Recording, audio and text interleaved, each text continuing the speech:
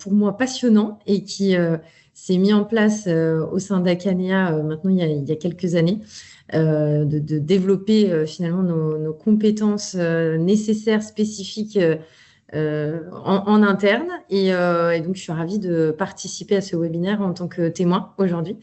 Je peux peut-être dire un mot sur moi et puis sur Acanea. Ça va vous permettre de contextualiser un peu mon témoignage. Donc, moi, je suis Claire Marcon, je suis responsable RH au sein de la structure Acanea depuis maintenant bientôt 7 ans.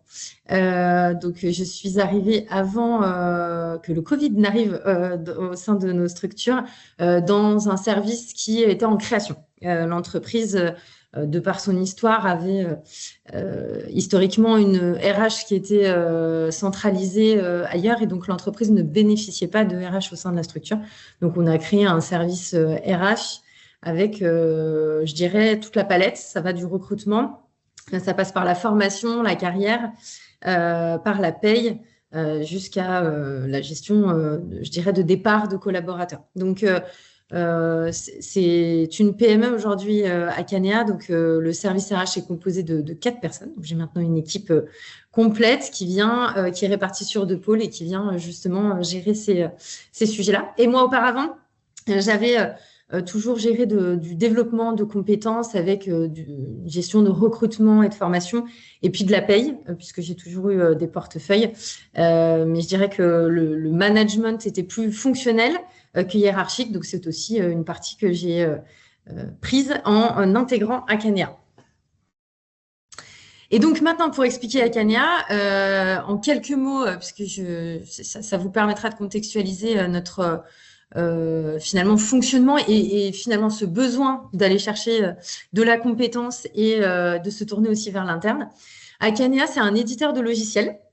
Donc, on crée des logiciels ERP de gestion qui vont augmenter la performance des entreprises sur 2 secteurs bien distincts, l'agroalimentaire et la supply chain. Et puis, on a tout un accompagnement, c'est-à-dire qu'on est également intégrateur de nos solutions par des experts métiers, des chefs de projet, des consultants formateurs. Dans l'agroalimentaire, on approche aussi bien l'industrie de transformation de produits que les coopératives fruitières et légumes. Et sur la supply chain, ça va du transport routier, transport international, à la douane. On a des applications pour aider justement nos clients à gérer leurs déclarations et jusqu'à la logistique. Voilà, là, vous avez toute la palette de nos produits. On a plusieurs produits, plusieurs ERP sur ces différents marchés qui peuvent s'interconnecter. Mais l'idée est toujours la même. C'est vraiment de permettre aux clients de gérer leur production, de gérer leurs achats, de gérer leurs ventes et éventuellement de pouvoir importer les éléments et faire un suivi aussi bien comptable que de production et de stock. L'entreprise existe depuis 40 ans maintenant. Donc, c'est-à-dire que Acanea, quand vous recherchez sur Internet, on a une date de création qui est approximativement autour de 2014. Par contre, c'est une histoire en fait de 2 structures toulousaines et lyonnaises qui ont fusionné, qui étaient déjà dans l'édition de logiciels pour le transport ou pour l'agroalimentaire. Et puis, en 2014, un groupement de collaborateurs a repris l'entreprise qui est sortie d'un groupe. Et puis, en 2018, on s'est rapproché de notre groupe actuel qui détient Acanea, qui est le groupe Isagri, également éditeur de logiciels, mais pour la partie agriculture, viticulture et expert comptable, je vous l'expliquerai après. On est dans une entreprise qui est en croissance. On a une progression à 2 chiffres, donc c'est une très bonne nouvelle pour l'entreprise qui se porte bien, certes, mais ce contexte de développement apporte son lot de réflexion, puisque pour continuer à satisfaire nos clients, aujourd'hui, on intègre des nouveaux collaborateurs. On est actuellement 300 pour réaliser les 35 millions de chiffre d'affaires, pour gérer ces 1500 clients. Et donc, on a besoin de travailler toujours des produits up-to-date, c'est-à-dire avec une technologie qui est moderne et qui va répondre aux enjeux de nos clients. Et donc, cette croissance et ce développement nous poussent pour aller récupérer des compétences hyper expertes, hyper techniques, qui doivent pouvoir répondre à nos enjeux et ceux de nos clients, se poser la question de la compétence et de fidéliser ou en tout cas aussi d'attirer des nouveaux talents. Donc, l'entreprise a aussi mis en place une certification pour continuer à voir en interne comment les collaborateurs se sentent et pouvoir aussi transmettre en externe finalement ces résultats. Donc, l'entreprise est certifiée pour la 6e année Great Place to Work. Et on a aussi un travail qui peut être un peu plus complexe, mais aujourd'hui c'est plutôt une force, c'est qu'on est sur 5 sites en France.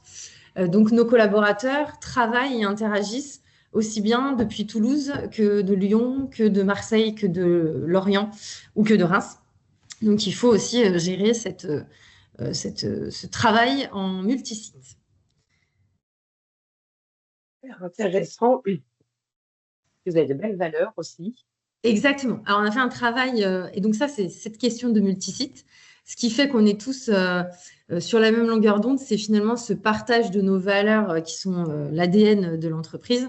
Donc, on a fait un gros travail pour les définir ensemble et sur la base de ce qui nous paraissait être commun, en tout cas être moteur pour tout le monde. Donc, c'est la qualité de la relation, la satisfaction client et la volonté de progresser. Ouais, on a ces 3 valeurs phares. On les partage également avec le groupe Isagri qui est notre finalement aussi actionnaire de l'entreprise. Et on les partage avec l'ensemble de nos collaborateurs. Et donc, c'est des choses très importantes pour nous dans le recrutement, dans le socle d'intégration de nouvelles compétences dans l'entreprise. Vraiment intéressant. Merci de nous partager aussi non seulement la connaissance, mais le plaisir pour cette entreprise. Ça transparent. Claire, avant d'entamer en mode question le partage de ton expérience, je voulais simplement dire au groupe de ce matin que nous avons la chance d'être un groupe en petit nom, ce qui va nous permettre de partager de vive voix à la fin de ton partage. Donc, vous pouvez noter vos questions ou les mettre dans la conversation. Anne est là pour prendre soin de les lire, etc. Donc, il y aura un échange de vive voix possible si Oui. personne ne le souhaite. Ils ont la chance de porte-parole en direct. Donc, on va parler de la création de l'école interne au sein d'Acanea.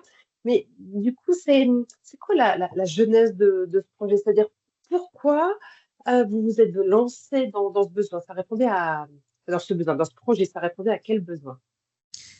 Eh bien, je l'ai dit un peu tout au long de ma présentation d'Acanea, mais c'est vrai que c'est important le contexte est aussi important.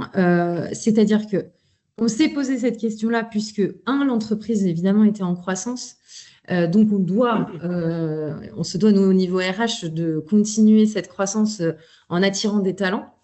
2, on est sur un secteur d'activité qui a quand même une tension forte puisque une grande partie des collaborateurs qu'on doit recruter pour faire notre conversion, je dirais, technologique, ce sont des développeurs, des développeurs informatiques qui vont avoir des connaissances spécifiques, des langages particuliers.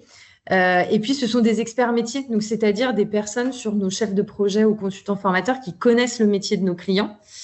Et donc, on s'est vite heurté aussi au niveau RH à un constat qui était, d'accord, nos experts métiers, d'accord, des développeurs, mais en fait, pour qu'ils comprennent nos clients, est-ce qu'il y a une formation qui explique le métier de l'agroalimentaire, le métier de la supply chain tel que le font nos clients?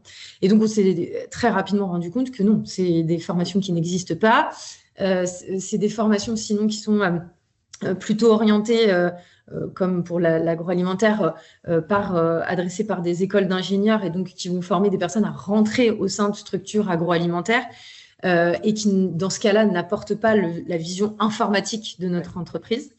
Donc, naturellement, en faisant ce constat de besoin de compétences et qu'il y a peu de formations qui pouvaient embrasser l'intégralité des besoins de compétences qu'on avait, puis en faisant une petite analyse aussi de notre pyramide des âges, je ne me cache pas qu'en arrivant dans l'entreprise, on a travaillé aussi ça. On s'est rendu compte qu'on avait aussi des collaborateurs. Donc, chez Akanea, c'était un vrai enjeu puisqu'on avait 25% de notre effectif qui, sur les 5 ans, allait partir en retraite. Et puis, en faisant notre GEPP, puisqu'Akanea s'est aussi tourné vers la GEPP avec tout ce constat-là pour se dire, finalement, c'est quoi déjà la compétence qu'on a en interne? Oui. C'est quoi nos métiers? Eh bien, on s'est dit, si on veut attirer des talents. Claire, tu nous disais que vous avez fait de la GEPP.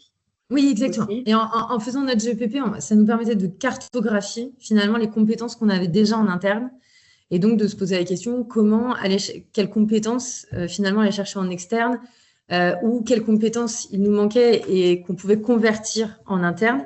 Et puis aussi, ça nous a permis de définir des experts. Et quand on a ouvert la porte à se dire les compétences ou finalement les savoirs qu'on a besoin dans l'entreprise, on n'ira pas chercher en externe, il faut qu'on fasse une part de formation interne pour les obtenir. Eh bien, on savait grâce à cette GEPP finalement quels étaient les experts qui allaient pouvoir partager ce savoir-là. Et donc, voilà, ça a été, je dirais, la genèse du besoin. On a cette volonté dans l'entreprise de rester innovant au niveau RH aussi pour attirer, pour fidéliser. Donc, on pense que ces leviers-là sont maîtres pour pouvoir permettre cette fidélisation et cette attraction de nouveaux talents.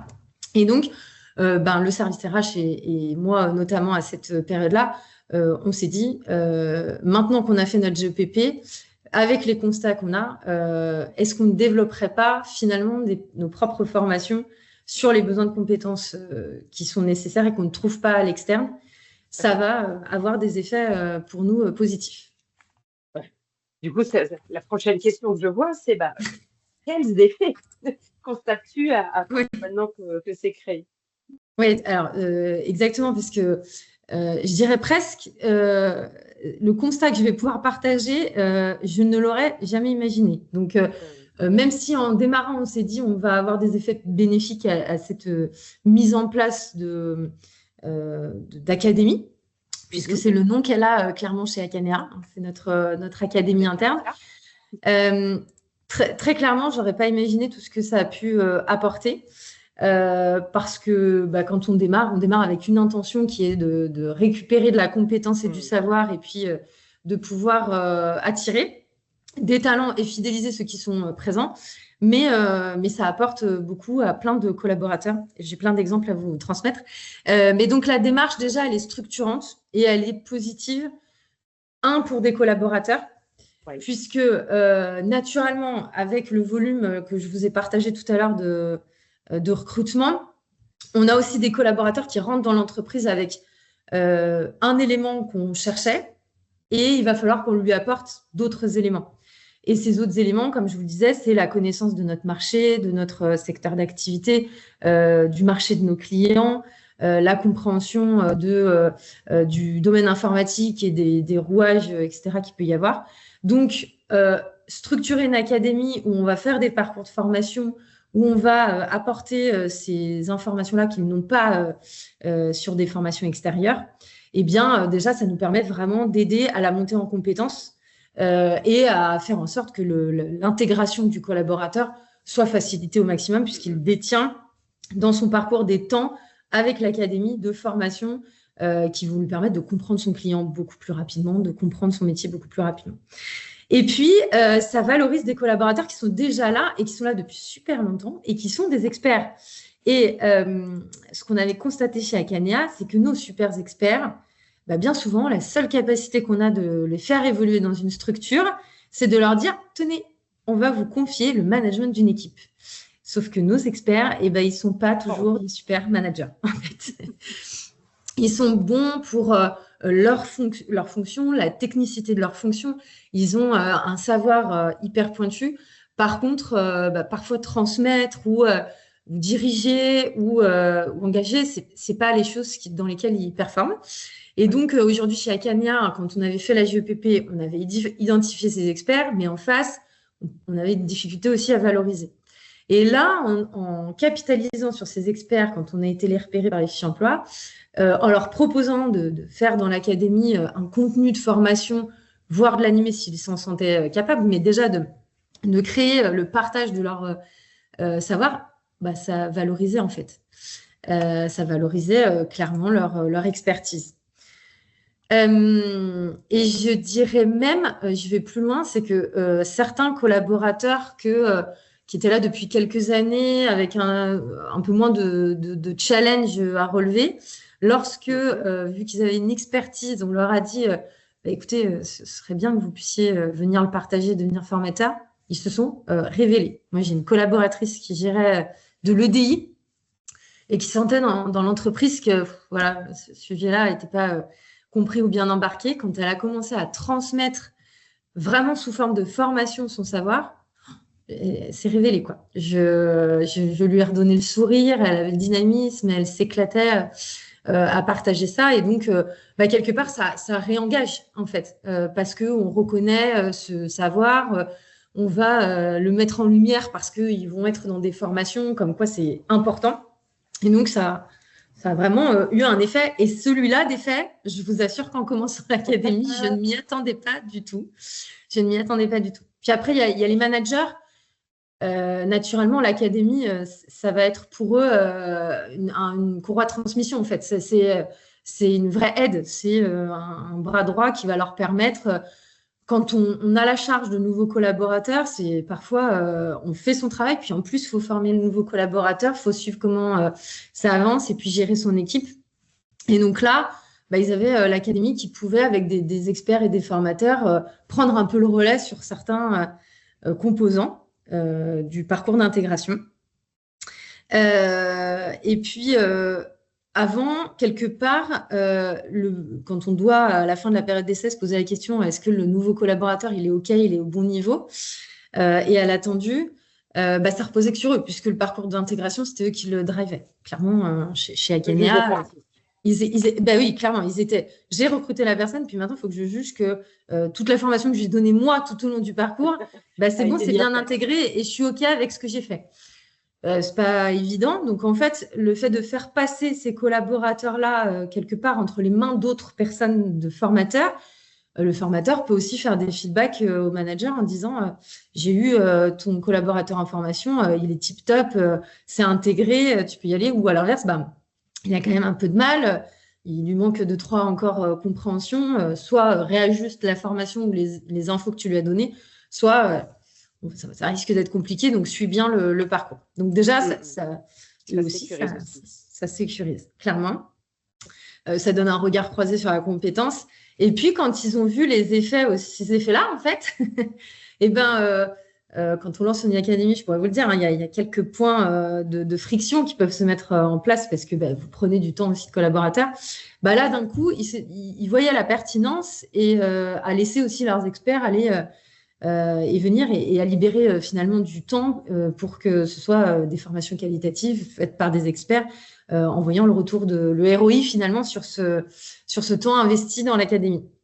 Ce que je comprends, c'est qu'il y a un point pour avoir des gens formés, il faut que j'utilise ton expert dans ton équipe qui donc ne va pas travailler dans ton équipe pendant 2 jours de formation, mettons, ou une journée. Et en général, les managers sont très enclins à avoir des personnes bien formées, mais pas à laisser les membres de leur équipe prendre le temps d'aller former d'autres. Si je suis bien clair. C'est très clair parce que en fait, donc chez Acania, en plus, on a des collaborateurs qui, comme je le disais, accompagnent nos clients, donc sont en interface avec le client, des journées qui sont facturées aux clients. Et donc, à partir du moment où vous dites, il va falloir réduire un peu parce que au moins 1 ou 2 fois dans l'année, il va jouer des sessions de formation pour les nouveaux collaborateurs.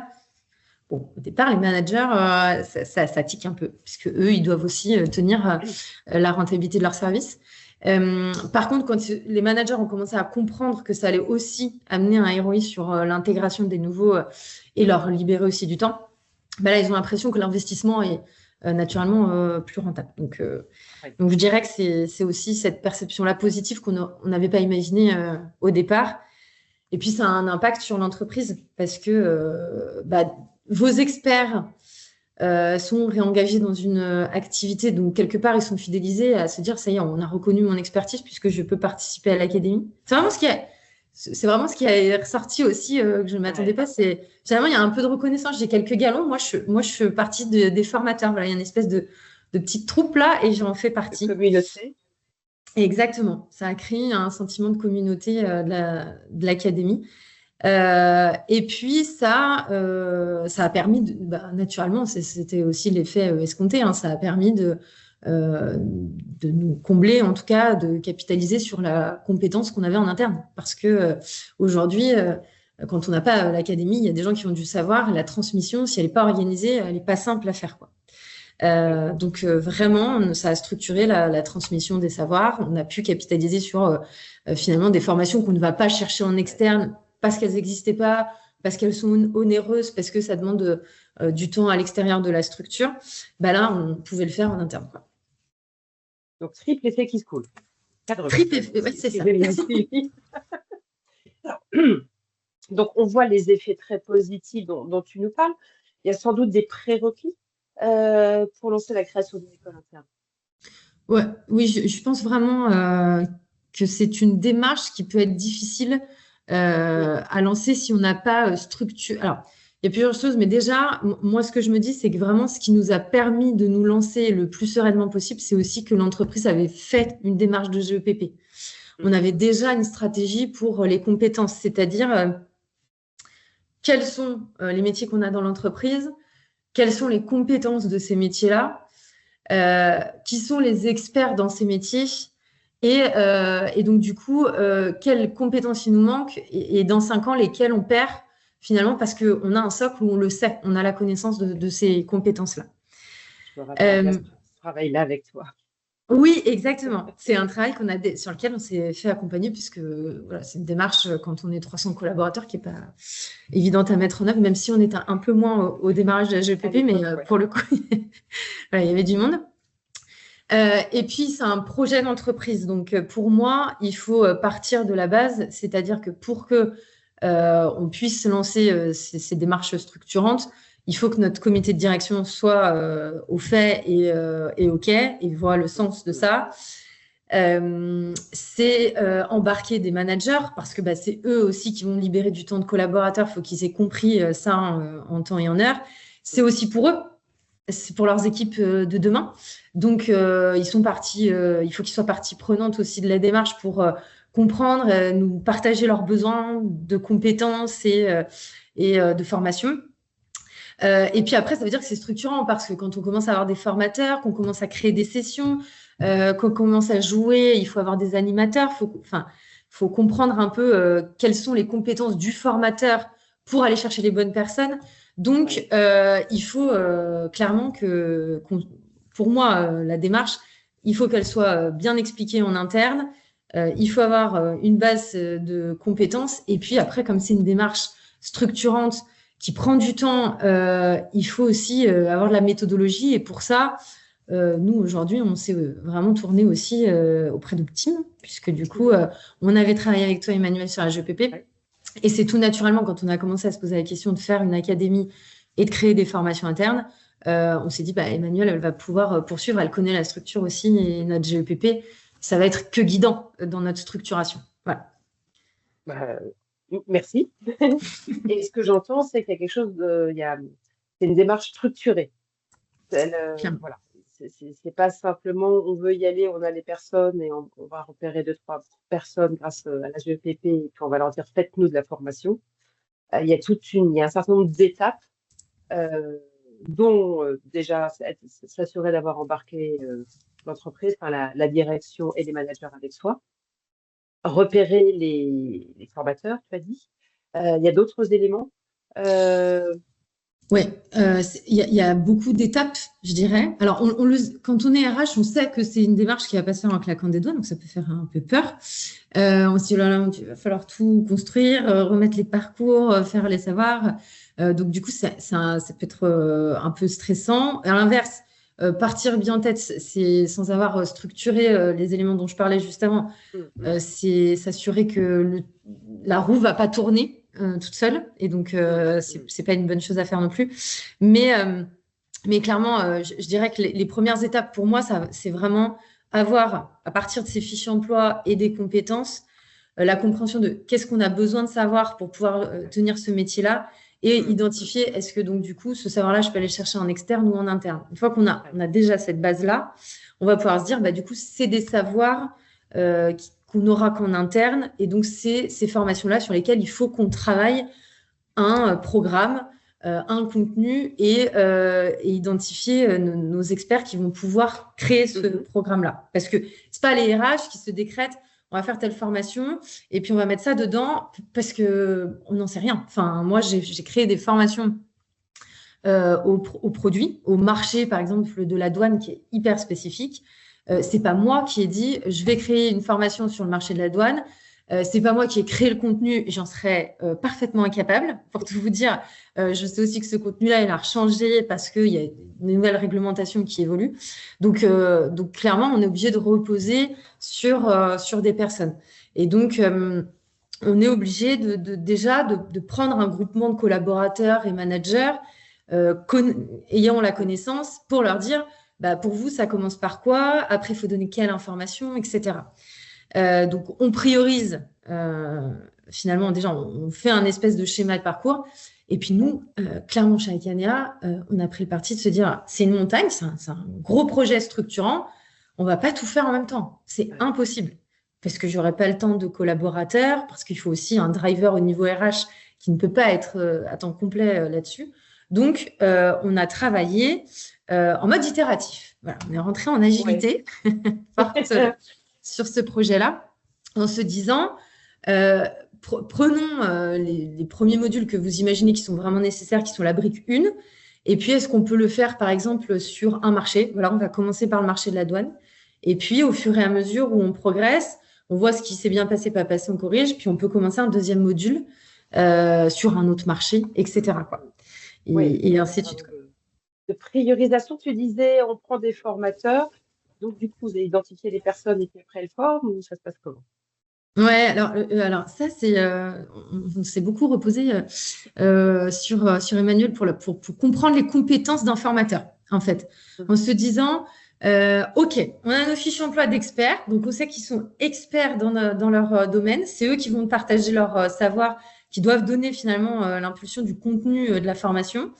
Par contre, nos experts, c'est peut-être pas les animateurs de la formation demain non plus.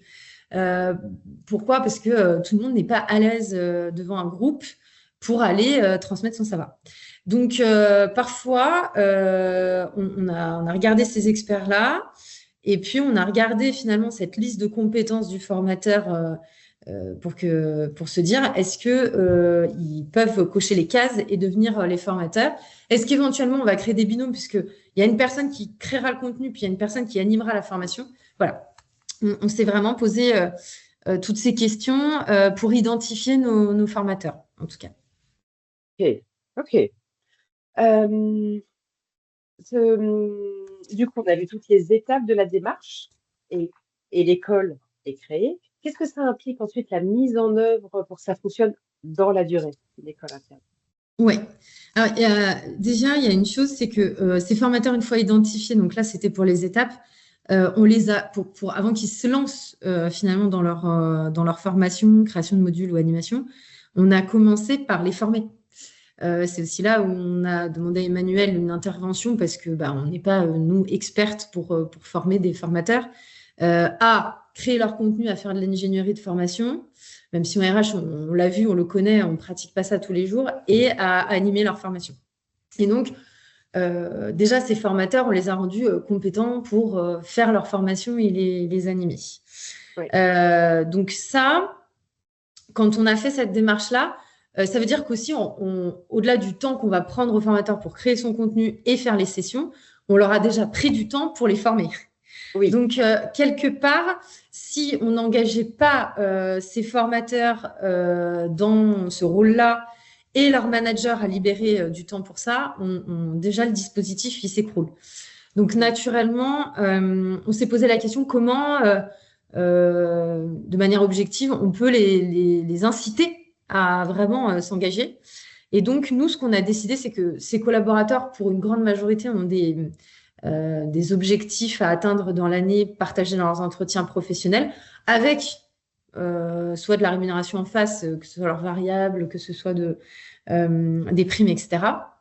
Et donc, on a demandé à leur manager que dans les objectifs de l'année soit intégrée la participation à l'académie de l'entreprise.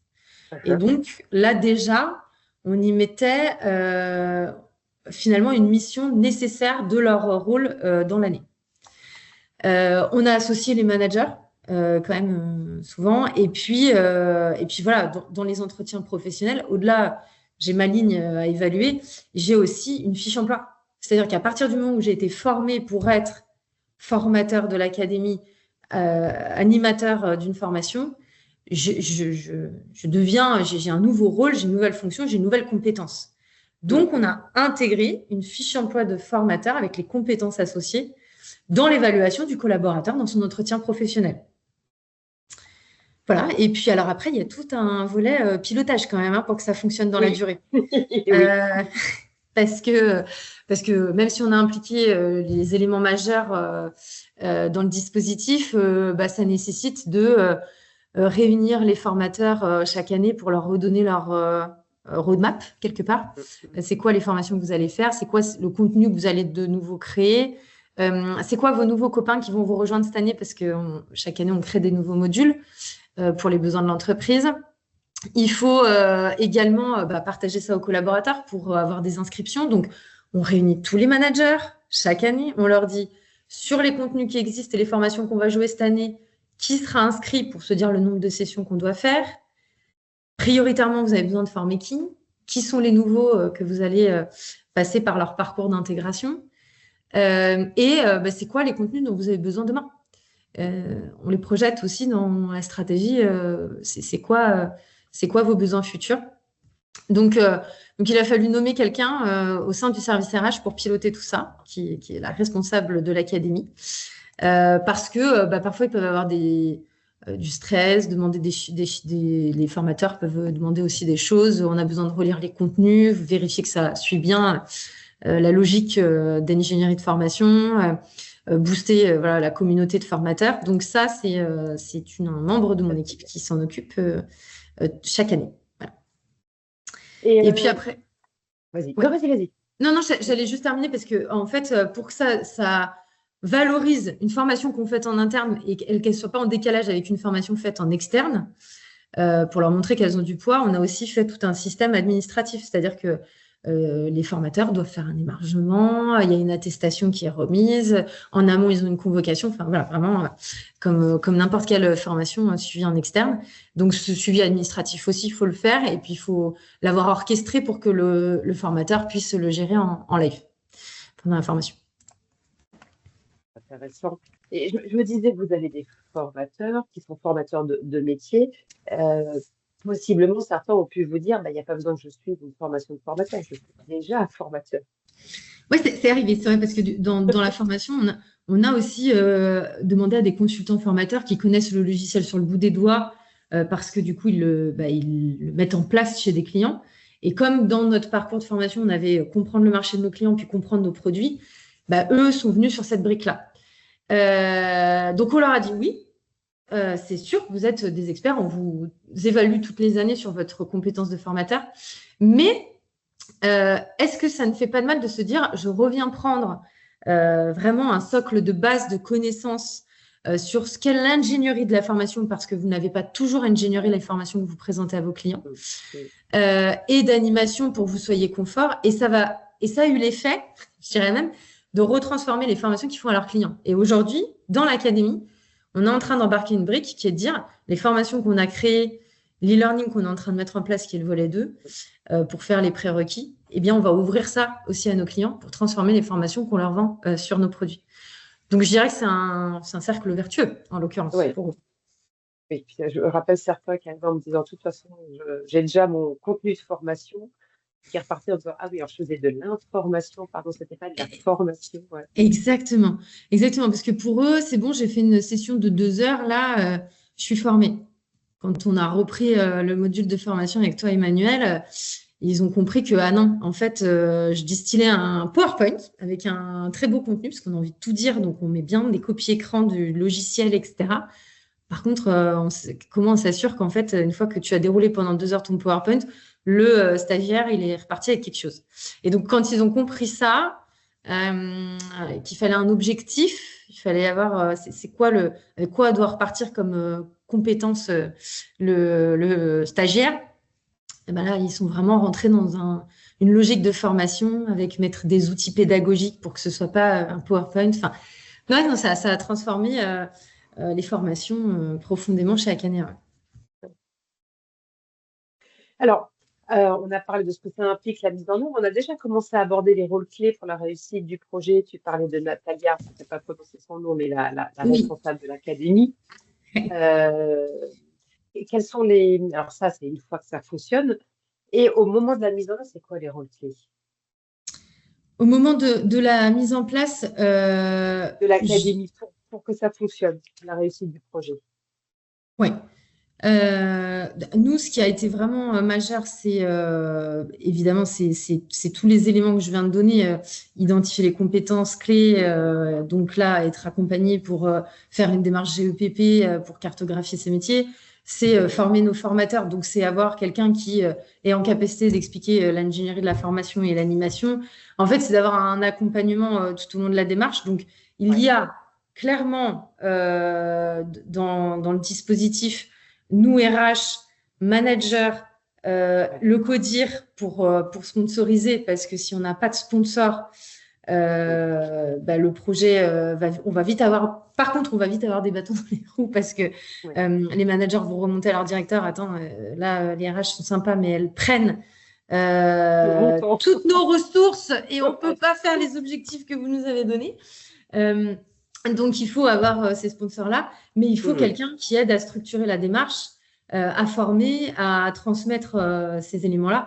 Donc, nous, Emmanuel, c'était un membre de notre équipe RH à une période de notre structuration. On avait Emmanuel avec nous pour expliquer. Il faut rappeler, voilà, c'est quoi la différence entre une compétence, une connaissance, etc. C'est quoi la différence entre une information, une sensibilisation, une formation. Enfin, tout ça, nos managers et nos collaborateurs formateurs, ils ont dû l'intégrer, quoi. Donc, il y a le rôle d'accompagnement, le rôle de sponsor de la direction, tu disais, le rôle de pilote de la RH. Mine de rien, le projet, il ne va pas se créer s'il n'y a pas un pilote du projet. Et j'ai entendu dans ce que tu me disais aussi les managers et les experts dans les groupes de travail, parce que c'est eux qui, comme tu disais, c'est pas toi qui as décidé où on va former et sur quoi. C'est exactement ça. Aujourd'hui, j'intuite, je suis au niveau de l'ARH et donc au niveau du CODIR, on sait aussi les stratégies qu'on va mettre en place, on sait aussi du coup les compétences dont on va avoir besoin. Par contre, sans nos managers et sans leur priorisation, leur vision, ils savent aussi nous dire, bah ça, je sais le faire, ça, faudrait quand même qu'il y ait quelqu'un. Et tout ça, ça structure la démarche et nous permet de faire l'itération. C'est intéressant. Finalement, avec le recul, tu te dis qu'est-ce qui a permis, qu'est-ce qui a facilité la création, la mise en œuvre de l'école interne, la création et la mise en œuvre? Franchement, j'ai l'impression de vous l'avoir bien martelé, mais je vais le redire. Mais je pense que sincèrement, avoir identifié nos compétences dans l'entreprise déjà clés, nécessaires pour que ça fonctionne, savoir qu'on va avoir dans 5 ans une perte de cette compétence-là parce qu'on l'avait identifiée, c'était majeur. Je pense qu'il aurait été difficile de construire une académie sans déjà avoir cette vision-là. Former nos managers, nos formateurs, parce que sans former les formateurs, ils seraient partis avec ce qu'ils avaient déjà. En fait, il n'y avait pas de remise en question, donc on serait resté sur des contenus qui n'étaient pas très embarquants. Et les managers aussi, parce que quand ils ont une compréhension de la différence d'une compétence, etc., il est plus simple d'expliquer la nécessité de la formation et comment ça va se passer. Et puis, un accompagnement, clairement. Un accompagnement extérieur qui, en plus, ça apporte un œil différent sur notre organisation, notre fonctionnement. C'est hyper intéressant. Et du coup, qu'est-ce qui a été compliqué? Bah, c'est ce qui a Ouais. permis, mais sûrement des choses pas faciles.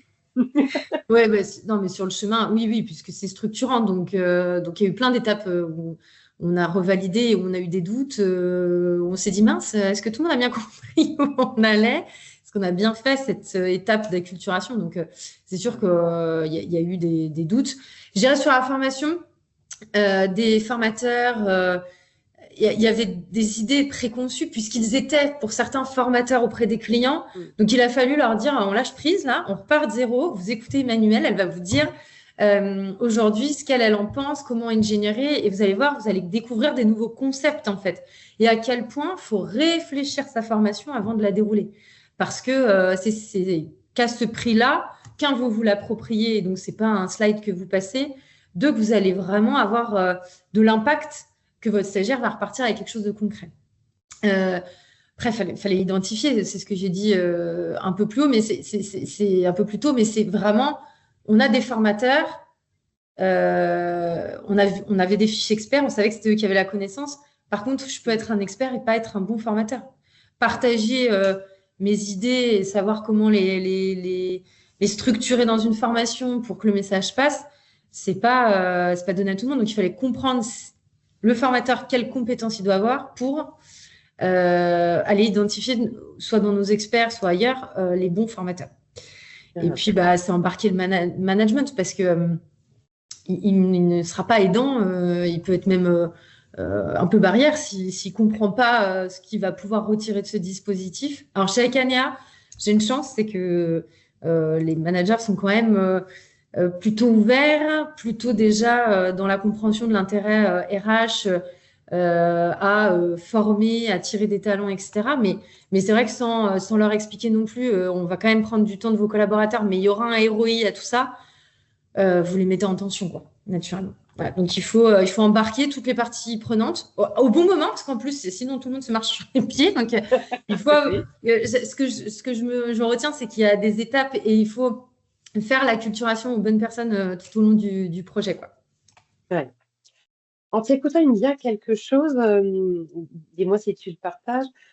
Tu as suivi la première formation à l'animation, à l'ingénierie et à l'animation de formation, et je me dis que du coup, tu avais des arguments de l'intérieur. Ouais. Euh, Je, on dirait. je- je pense que c'est vraiment nécessaire. Et puis, il y a un groupe qui a aussi mis quelque chose en place qui me fait dire que, voilà, on n'aurait pas pensé naturellement, mais c'est vrai que moi, d'avoir suivi cette formation pour faire un contenu de formation pour des managers, j'ai compris tout l'intérêt de cette formation et j'ai pu aussi être promoteur. J'ai pu l'expliquer à leurs managers. Et alors, comme en plus, ils ont été sponsors, tous les formateurs, en sortant de cette formation, ils étaient hyper convaincus, hyper contents. Ils allaient expliquer à leurs managers, ah ben, rentre dans l'académie, tu vas faire cette formation, c'est génial. Donc, en fait, c'était plus facile de la culturer. Non, mais il y a vraiment eu besoin ça a été important pour moi aussi pour comprendre ce qu'on demandait à nos formateurs. Parce que voilà, quand on les met en formation 3 jours, faut qu'on sache pourquoi et Ça a du comment. sens. Voilà, ça a du Pourquoi on leur sens, prend 3 jours? Ouais. c'est clair. Et puis, on a des personnes qui étaient rentrées puis qui se sont dit, ah là là, pour faire toutes les sessions, ce serait bien qu'on soit 2 ou 3 sur cette formation, qui ont fait venir du coup d'autres collègues à eux qui finalement se sont très bien acclimatés au rôle de formateur. Et puis, eux se sont dit, ah bah tiens, pour se sentir à l'aise dans l'animation, je vais aller regarder mon collègue faire la première session. Comme ça, je vais comprendre, est-ce que déjà on a les bonnes notions dans notre formation? Je vais voir comment le public réagit, mais sans être le formateur. Puis je vais voir comment il l'anime. Et puis, du coup, ça les mettait. Donc, en fait, ils se sont un peu entraînés. Et ça, c'était quand Dans une même. Ça, c'était dynamique. le côté vraiment sympa. C'est bon quand on voit ça. Du Ouais, coup, c'est clair. ouais, j'imagine bien. Concrètement, aujourd'hui, comment ça se passe? Et Anne, on a des diapos à Cadéa pour illustrer en quelques Et ben, chiffres. ouais, comment ça se passe? Et ben, c'est-à-dire que d'une première session de formation de formateurs où on était à peu près 6. Mm. On a 14 formateurs maintenant qui sont hyper expérimentés parce que c'est les premiers qui ont embarqué des sessions et qui les jouent depuis chaque année. Et on a 18 nouveaux formateurs. Donc, chaque année, on a une nouvelle promo de 6 à 10 formateurs qui arrivent dans l'académie. On crée 30 sessions de formation à peu près et par an. Et chaque année, on ouvre, je dirais, 5 nouveaux modules qui vont être sur soit des métiers, soit du transverse, soit du marché de nos clients. Donc, on a un calendrier de l'académie. Chaque année, on change un peu le format, mais on leur présente, voilà, à partir de septembre, toutes les sessions qui vont être disponibles et les publics qui vont être inscrits. Et on présente ça en plénière à nos collaborateurs pour qu'ils puissent voir voilà, c'est quoi le calendrier de l'académie cette année. Oui, puis vous avez un beau catalogue, Anne, c'est la diapo suivante. Oui, le catalogue est bien fourni parce que du coup, on a commencé par des formations qui étaient très produits et très marchés. Pour la R&D qui était très orientée base de données optimisation. Et puis, au fur et à mesure, la R&D a dit, ah, mais alors, puisqu'on a vu comment optimiser nos bases de données, maintenant, il faut qu'on voit comment on peut éviter les fuites. Puis après, comment on peut optimiser la performance de ces fameuses bases de données. Le projet, c'est dire, si la R&D propose des choses très métiers, nous aussi, on va rentrer dans l'EDI, les API, comment on fait le Crystal Report pour nos clients. Ensuite, le DI et l'hébergement a dit il faut que je forme à ces grands préceptes l'ensemble des différents métiers de l'entreprise.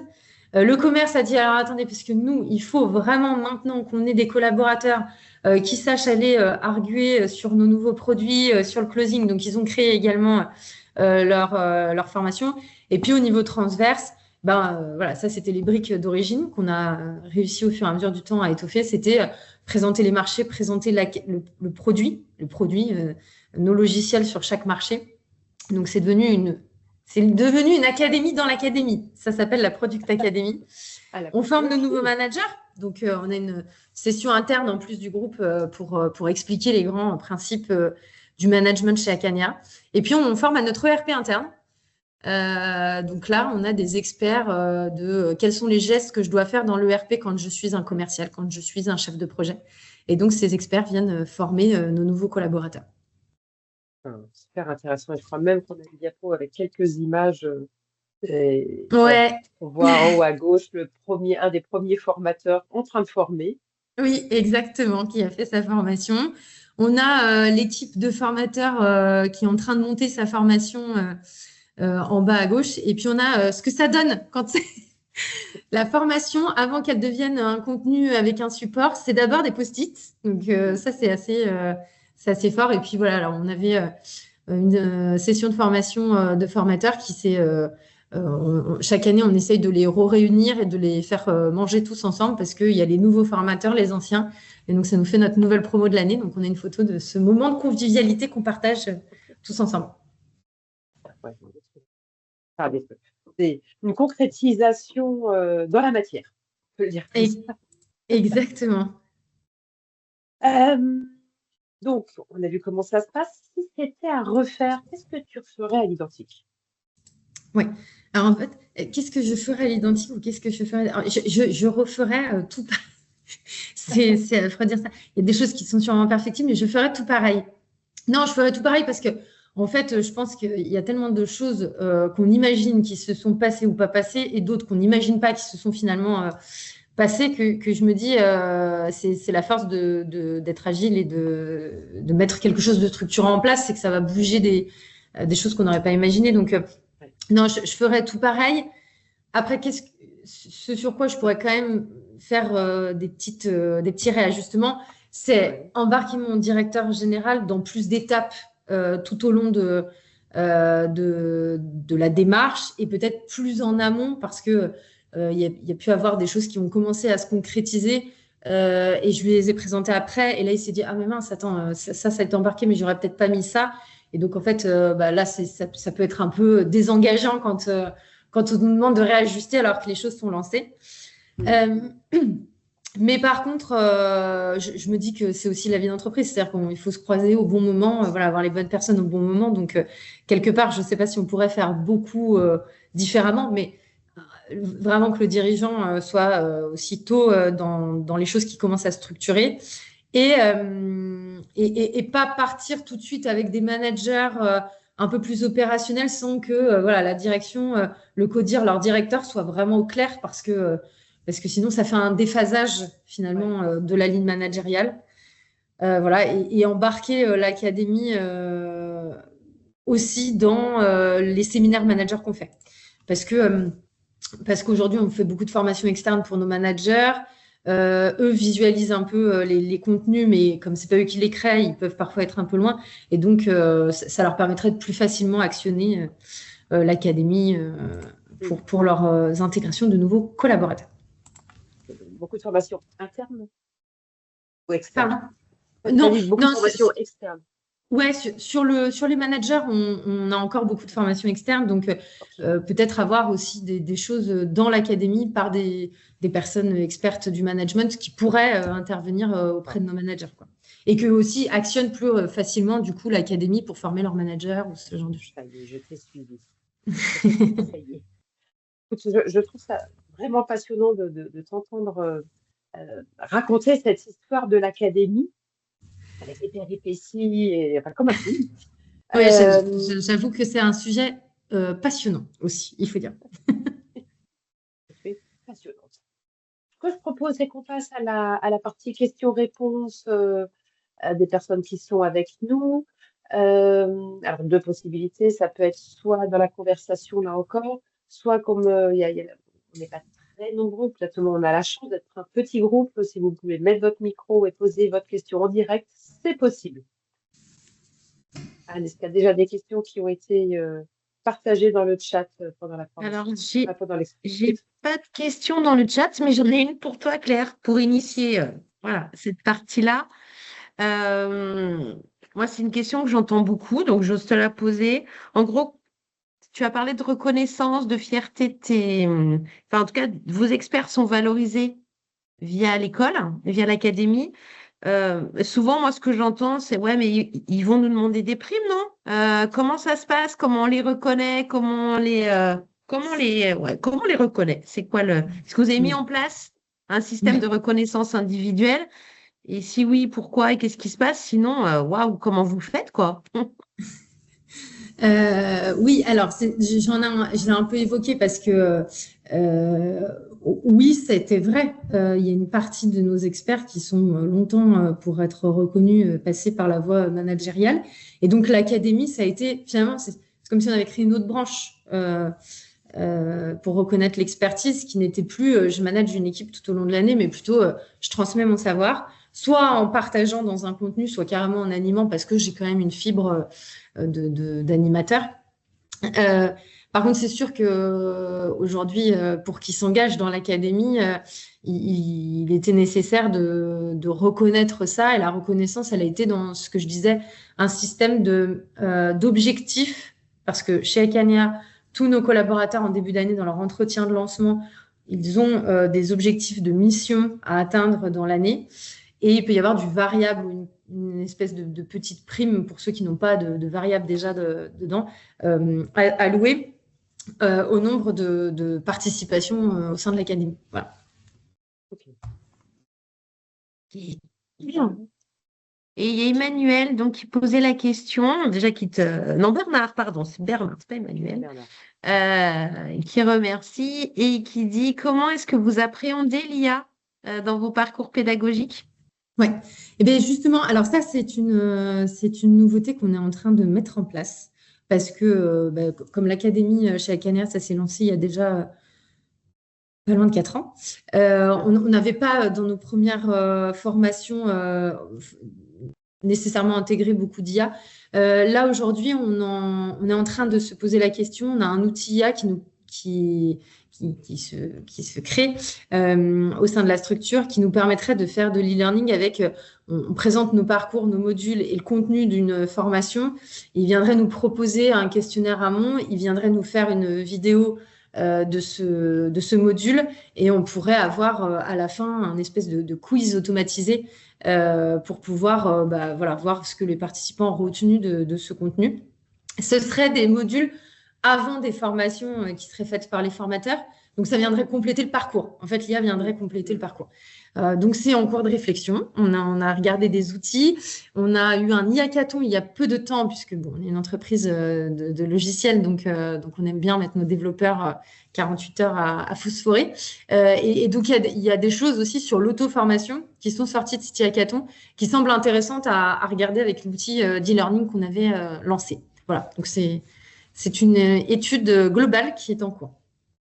Ok, merci beaucoup. On a aussi Mireille qui demande combien de jours par an ça représente pour un formateur. Oui, Être formateur à l'académie.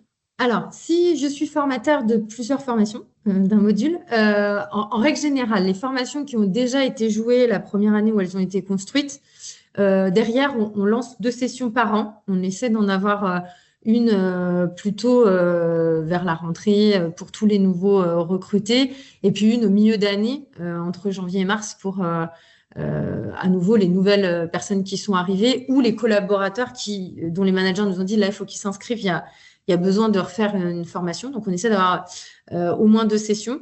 Quand on démarre un cursus ou une nouvelle formation, on reprend l'intégralité des collaborateurs qui en ont besoin avec la liste que nous fournit le manager. Et donc là, on peut avoir jusqu'à 3 ou 4 sessions. Mais on essaie de faire en sorte que dans ce cas-là, ce formateur, il n'ait pas les 2 autres sessions de la formation qu'il faisait précédemment.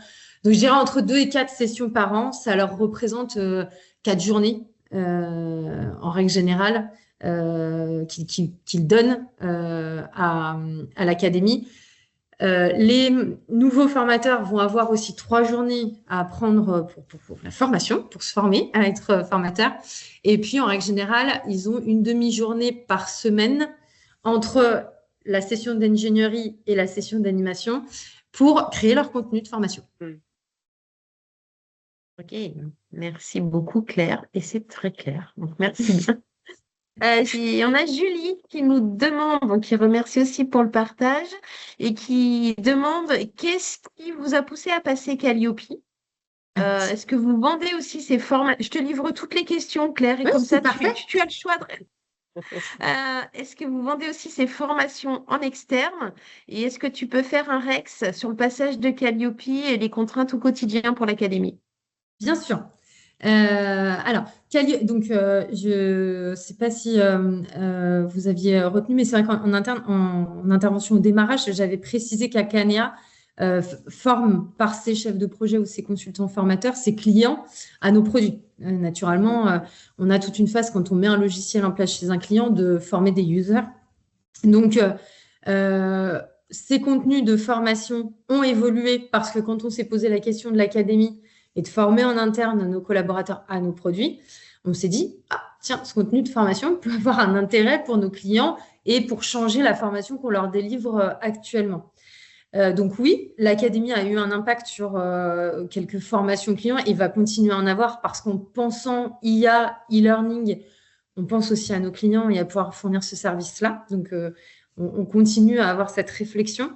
Par contre, pourquoi? Alors, comme on vend de la formation et qu'on veut continuer à vendre de la formation pour nos clients, évidemment, on s'est très vite confronté au fait de se dire il faut qu'on soit certifié. Ça rendra nos formations auprès de nos clients plus professionnalisantes. En tout cas, il y a une certification de nos formations. Aujourd'hui, voilà, pour être organisme de formation et continuer à l'être, il fallait passer aussi cette étape-là. Donc, on s'est lancé dans la certification Calliope.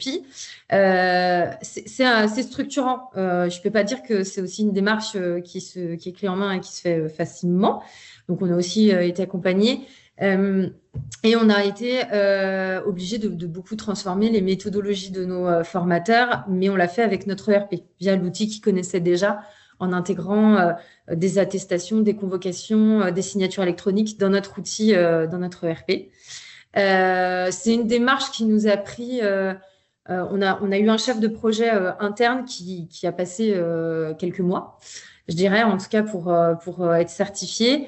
Et puis ça se renouvelle chaque année. Donc, chaque année, le service RH comme le service le chef de projet, on se coordonne quasiment sur 3 ou 4 jours pour avoir tout bien les éléments pour pouvoir redonner les éléments de preuve de notre audit de surveillance. Voilà. Je ne sais pas si ça répond totalement à la question, mais n'hésitez pas, hein, sinon j'affine. Oui, Julie, n'hésitez pas à ouvrir votre micro ou d'autres, hein, si vous souhaitez voilà, affiner votre question sur la partie Calliope. Non, merci, c'est très clair. C'est vraiment comprendre la différence de l'impact, parce que forcément, c'est une question qu'on se pose. Comprendre pourquoi commercialement à l'externe, oui, j'entends. Mais du coup, ça contraint aussi, une fois qu'on l'est, à le faire aussi en interne. Et ça demande, enfin, il me semble, des moyens, effectivement, qu'il faut Oui, adapter, ou des outils. En tout cas, oui. quelques outils en fait pour adapter, pour passer de quelque chose de très manuel et de très à quelque chose de plus simple et industrialisé, quoi, et automatisé. Oui, exactement. Alors, je dirais, sur l'interne, sur nos formations à Académie, puisque l'organisme de formation est plutôt pour les formations clients, on aurait pu ne pas être certifié Calliope sur ces formations-là. C'est un choix parce qu'on ne voulait pas avoir un différentiel en fait entre justement ce qu'on livre en interne et en externe. Oui, Calliope, ça peut être pareil que l'Académie, ça peut être itératif. C'est-à-dire, on peut commencer avec des choses un peu plus manuelles, artisanales, fournir des tableaux Excel, etc. Alors oui, ça contraint la personne qui va le suivre. Et puis industrialiser au fur et à mesure. Et nous, c'est le parti qu'on a pris, hein, parce que quand on s'est lancé pour conserver notre organisme de formation aussi actif, pour aussi nos clients, c'est un dispositif qui va être différent dans leur investissement. On n'avait pas dans notre ERP encore développé des choses en interne non plus, puisqu'on a automatisé des choses. L'avantage, c'est qu'on a des développeurs pas loin, naturellement. Mais par contre, on a commencé par un tableau Excel, par du OneNote partagé pour pouvoir se dire, voilà, sur tel indicateur, qu'est-ce qu'il faudrait, etc. Finalement, tout le mode projet, c'est plutôt fait de manière avec des outils du quotidien. Et après, on a travaillé à automatiser des gestes pour nos collaborateurs. Voilà. Merci encore. Mais de rien. Merci à vous pour une question. Alors Bernard pose 2 questions super intéressantes. Je vais commencer par la deuxième parce que c'est dans la suite de ce qu'on vient de se dire. Okay. Donc, est-ce que vous vendez des formations de l'académie ou formations internes? Est-ce qu'elles sont vendues à l'extérieur? À des prestataires, des fournisseurs? Et il dit des entreprises ayant des métiers proches peuvent être intéressées. Eh bien, on n'a pas business plan plané l'académie. Non. Aujourd'hui, on a vraiment voulu. L'intention, c'était de résoudre cette problématique d'attirer des talents ou d'aller chercher une compétence qu'on ne trouve pas en extérieur et du coup, avec nos experts, de former. Et d'ailleurs, c'est pour ça qu'aujourd'hui, dans le programme de l'académie, je n'ai pas forcément de formation, j'en sais rien, RPS, prise de parole en public. Enfin voilà, c'est parce que j'ai pas forcément une expertise dans l'entreprise sur ces sujets-là, donc pas de vocation à faire ces formations-là. Et on les trouve en externe, donc il n'y a pas de raison de le faire de manière interne. Par contre, quand on dit il y a des choses qui bougent au niveau des formations de nos clients. Finalement, on ne va pas commercialiser exactement notre formation académie. Par contre, on va se servir de ces contenus-là pour transformer un peu les formations qui, là, elles sont commercialisées en externe. Mais non, c'est vrai qu'on n'a pas pensé à ça. Et si on se dit que c'est intéressant, peut-être qu'on creusera. Mais c'est pas le cas encore. Ok, très bien. Si on élargit un peu le sujet, tu parlais de développeurs tout à l'heure. De ta vision RH, effectivement, alors on parle beaucoup de l'impact de l'IA sur les métiers d'aujourd'hui et les métiers de demain. Et Bernard dit, on dit que le métier de développeur est mort. C'est vrai qu'on l'entend pas mal. Vrai, pas vrai, fake news. C'est quoi qu'est-ce que tu vois, toi? Qu'est-ce que tu observes? Alors, fake news. À l'instant T, je dirais oui, c'est fake news parce que c'est pas le cas. On a toujours des développeurs et ils codent encore et il faut aussi que ce métier-là appréhende. Par contre, je sais aussi que les choses vont très vite. Donc, ce qu'on se dit autour de la table maintenant avec nos développeurs, on sait que dans 6 mois, 1 an et encore dans 5 ans, ce sera totalement erroné. Ce qu'on voit, c'est que le métier n'est pas mort, mais le métier se transforme. Ça, c'est sûr. C'est-à-dire qu'avec l'IA, Et je l'ai vu avec l'hackathon, avec le vibe coding, avec toutes ces choses-là. Aujourd'hui, ils peuvent ne pas créer une ligne de code, mais par contre, obtenir à la fin un code et avoir fait un produit. Donc, oui, le métier se transforme. On n'aura probablement pas besoin de la même maîtrise et des mêmes compétences pour être un développeur qui s'appellera peut-être différemment demain et pour obtenir le même résultat qu'aujourd'hui, disons, en codant et en apprenant un langage. Donc, c'est quelque chose qu'on étudie de près. C'est pour ça qu'on a fait de l'hackathon, parce que en plus, les outils d'IA à leur disposition évoluent tous les jours. On l'a vu dans l'entreprise, on avait décidé de mettre un outil pour pouvoir gérer la documentation et les informations internes. IA, puisqu'il venait récupérer, on avait un LLM pour récupérer toutes nos données. Et cet outil il est déjà quasiment obsolète, puisque on a d'autres outils qui ont un autre mode de fonctionnement et qui vont bien plus vite. Donc, on est en train déjà de rechanger un outil qu'on était à peine en train de déployer. Donc, oui, ça se transforme très vite. Donc, ce qu'on se dit là sera sûrement pas vrai demain. On sait qu'avec l'IA, un PO, un testeur, un développeur peuvent être des rôles qui peuvent être directement gérés par l'IA. Donc, le fonctionnement qu'on connaît aujourd'hui, développé, testé, architecturé et itéré, sera probablement fait différemment. Je pense que les métiers existeront, mais avec une autre compétence nécessaire pour driver ces outils, les interfacer, pour gérer l'architecture. Voilà. Donc, c'est une transformation qu'on accompagne en essayant justement de former pour que la compétence de nos collaborateurs ne soit pas obsolète. Demain, qu'ils ne soient pas hors marché. Ça, c'est nous aussi, notre rôle RH se transforme. C'est aussi vraiment ça. J'imagine bien des developing prompteurs à terme. Ouais, ça va être. Et au niveau RH, c'est se poser la question. Voilà, si aujourd'hui l'IA peut développer dans un temps qui est moindre que celui qu'on connaissait jusqu'à maintenant, c'est comment on alimente la machine différemment pour nos équipes, quoi. Voilà, tout à fait. Je vois le temps qui passe et donc on va clore le temps de questions-réponses. Une dernière question en un mot ou deux. Allez, Claire. Si un conseil, tu as autour de l'écran quand même pas mal de pairs au niveau RH et formation. J'allais dire, comme pour se lancer dans l'aventure de l'école interne, un mot, le conseil que tu donnerais. S'il devait y en avoir un, ce serait lequel? Désolée, on n'avait pas prévu cette question, hein, mais... Non, mais tu te doutes que ça ne me pose pas de soucis, j'aime bien partager. Et comme je suis gourmande, je vais quand même en donner deux. Je dirais structurer et accompagner, être accompagné. Clairement, cette démarche, c'est une démarche, c'est structurant. Et donc, ça veut dire avoir déjà des choses établies pour pouvoir faire des steps par-dessus. Et structurer, ça demande d'être accompagné parce qu'on a besoin d'aller confronter un avis, parce qu'on a besoin d'avoir quelqu'un qui vient aussi en interne proposer des choses, nous permettre de stepper, enfin voilà. Et parce que nous, on a notre quotidien aussi à gérer. Donc quand on est accompagné, ça aide à sortir du quotidien. Voilà. Alors, génial, merci pour cette transition qui n'était pas prévue, mais qui tombe super bien.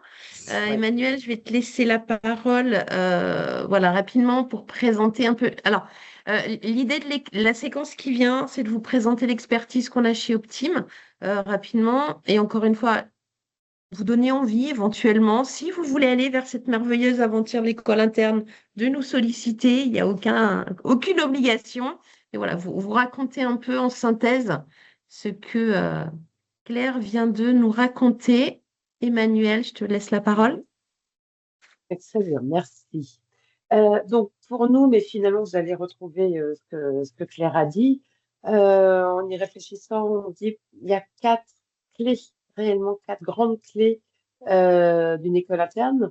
D'abord, c'est un projet d'entreprise avec des parties prenantes qui sont embarquées dans la création de l'école. Claire a beaucoup insisté dessus. On ne crée pas une école interne au sein des RH, par les RH, pour les RH, en espérant qu'ensuite ce soit un projet qui soit accueilli dans l'entreprise. On embarque l'entreprise dans le projet. Une école interne, pour nous, ce sont des modules et des parcours de formation internes, mais qui peuvent aussi intégrer de l'externe. On peut très bien imaginer un parcours avec plusieurs formations en interne et une ou deux formations en externe, puisque finalement, c'est un parcours de développement de compétences. Un autre point clé que Claire nous a aussi souligné, l'importance d'avoir des formateurs, non seulement identifiés, mais aussi formés et reconnus en tant que tels par l'entreprise. C'est-à-dire que cette charge de formation, c'est intégré dans leur charge de travail. C'est pas un petit truc en plus qu'ils doivent faire en plus sans aucune reconnaissance de l'entreprise. C'est partie intégrante de leur travail. Ils sont reconnus pour ça et ils sont formés pour ça. Et puis, pour qu'une entreprise, enfin une école, pour enfin, je veux dire que le fait d'avoir une école interne dure, que ce soit pas un effet ponctuel sur 1 ou 2 ans, mais que les efforts mis en place tiennent dans la durée, il y a de la communication à faire pour connaître les parcours, pour connaître les modules, pour donner de la visibilité sur l'activité de l'école et sur ses résultats. Claire nous partageait le fait qu'il y a une réunion par an où on parle aux managers de ce qui se passe, quels sont les modules, pour quelles raisons, quelles personnes ils imagineraient pouvoir mettre, parce qu'il y a aussi un engagement des managers. Si les managers disent finalement, au final, il y aura 10 personnes, on va mettre selon la taille de l'entreprise, mais mettons 10 personnes sur une session, c'est aussi un engagement des managers pour que le formateur, le moment où il arrive, ne se retrouve pas avec personne ou une seule personne. C'est un engagement mutuel. Et puis, il y a un suivi administratif. C'est une école interne. C'est aussi tout un suivi qui forme. Quelles sont les personnes qui vont être formées? Il y a tout ce suivi-là, un peu Calliope, même si on n'est pas Calliope, qui est vraiment important. Donc ça, c'est notre vision d'école interne. Et puis, je te passe la parole, Anne, sur nous, Optime, comment on peut vous aider?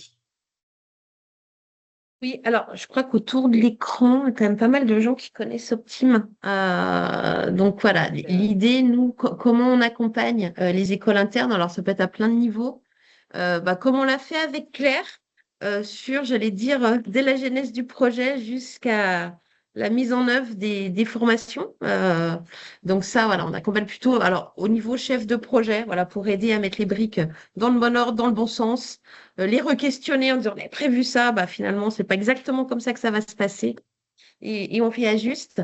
On accompagne aussi, on adore ça, former les formateurs. On est nous-mêmes formateurs et transmettre nos savoirs d'ingénierie et d'animation. C'est quelque chose qu'on aime beaucoup faire. Et puis, bien entendu, on fait du sur-mesure à chaque fois, en fonction d'où vous partez, où vous avez envie d'arriver à date. Euh, et donc, ces expertises-là qu'on est capable de mobiliser, et ce qui est intéressant en plus dans nos équipes, c'est qu'on a cette expertise de formation de formateurs, on a aussi des expertises beaucoup plus techniques qui permettent aussi parfois d'aller échanger, dialoguer avec des experts métiers pour dire, OK, qu'est-ce qu'on veut transmettre et comment on s'ajuste par rapport à ça. Et puis, avec toute l'humilité qu'on connaît de la création d'une école interne, Optime a aussi créé son école, qu'on a alors avec une innovation incroyable appelée l'école de consultants, mais qui porte bien son nom. Voilà, donc dans laquelle on forme nous-mêmes nos consultants et qui est ouverte à l'externe. D'ailleurs, petite page de pub, la prochaine promo démarre là en avril. Donc, si vous avez des velléités, on a des modules de formation au métier du conseil, parce qu'on a envie de transmettre aussi la manière dont nous, on l'exerce. Et ça, c'est important pour nous. Donc, voilà ce que je voulais vous dire sur l'accompagnement d'Optime. Alors, petite diapo, puisqu'on est dans la page de pub. Voilà, Optime, on est quand même on est une équipe d'experts passionnés de nos métiers et on a envie de vous accompagner. Donc, j'allais dire, n'hésitez pas à nous solliciter. On adore réfléchir avec vous sur vos sujets et voir quelle valeur ajoutée on peut avoir. Donc, n'hésitez pas. Et je vois l'heure qui tourne. Pour terminer la page de pub, nos prochaines actions, prochains événements Optime. Les 23-24 avril, on a un super atelier autour de la robustesse, donc lien avec la RSE, en se disant, voilà, dans nos temps chahutés, comment on fait de nos entreprises des entreprises robustes, comment on revisite nos KPI, la manière dont on gère aussi nos entreprises pour faire en sorte qu'elles soient encore là demain. Voilà, recréer des bases qui sont robustes dans la durée. Et puis, le prochain webinaire sera le 30 avril autour de la création d'une dynamique de site avec le témoignage notamment de l'entreprise Framatome qui viendra nous raconter comment elle a redynamisé son site, ses managers et des métiers avec des approches à la fois managériales et techniques. Ça va être super intéressant. Je voulais clore là en vous disant déjà merci à toutes et à tous d'avoir été là ce matin. Un immense Merci à merci Claire. Et bravo. Enfin, moi, je trouve que waouh. C'est le mot qui me venait quand je t'écoutais. Je dis waouh, quel parcours. Ah, Ce qui est génial, c'est que très bien. ça dure encore aujourd'hui et ça, c'est incroyable. Donc, bravo à toi, tes équipes. Franchement, ça fait plaisir. Et un immense merci pour ta générosité. Merci Voilà, à tout ce vous que de tu nous as m'avoir partagé ce matin. permis, en tout cas, cet échange. Donc, merci beaucoup. Merci pour l'opportunité et l'échange et les questions aussi des participants. Eh bien, Merci merci à encore vous. à tous Bonne journée. Au revoir. On vous et souhaite bonne une journée à excellente tous. journée, une bonne fin de semaine. À bientôt. Au Merci, revoir. bonne journée. Au revoir.